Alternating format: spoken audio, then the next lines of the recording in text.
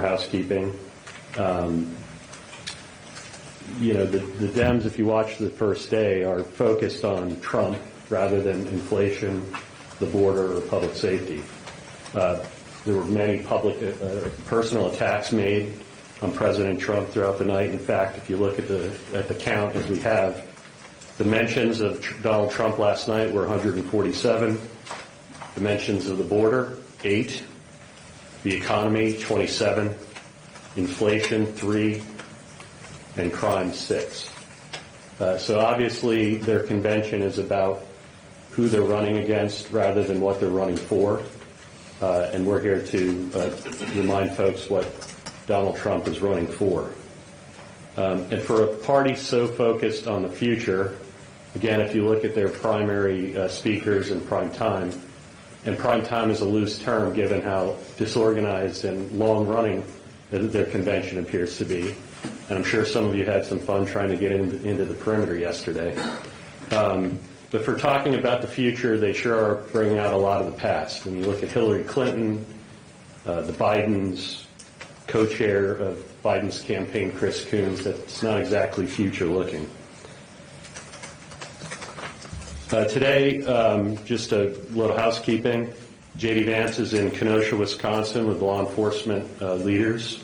He'll be making remarks, doing Q&A, giving interviews. He'll be with a dozen sheriffs and doing gaggles. Tomorrow you see President Trump and Senator Vance together in Asheboro, North Carolina, again making remarks, taking press questions.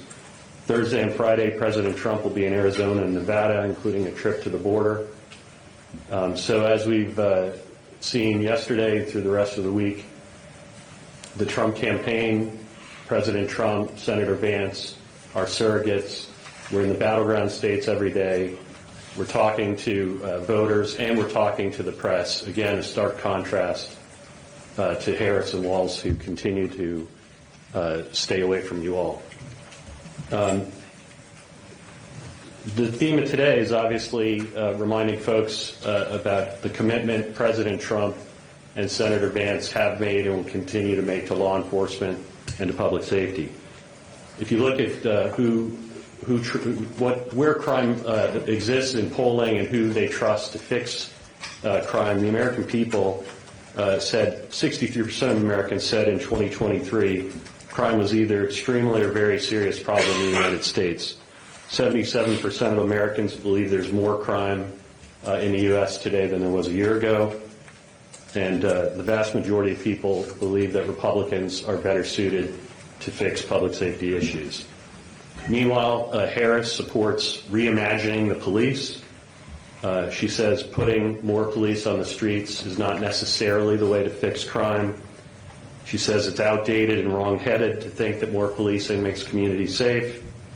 She's attacked law enforcement and National Guardsmen for their work to quell protests. She's called federal law enforcement a burden. She compared ICE to the KKK.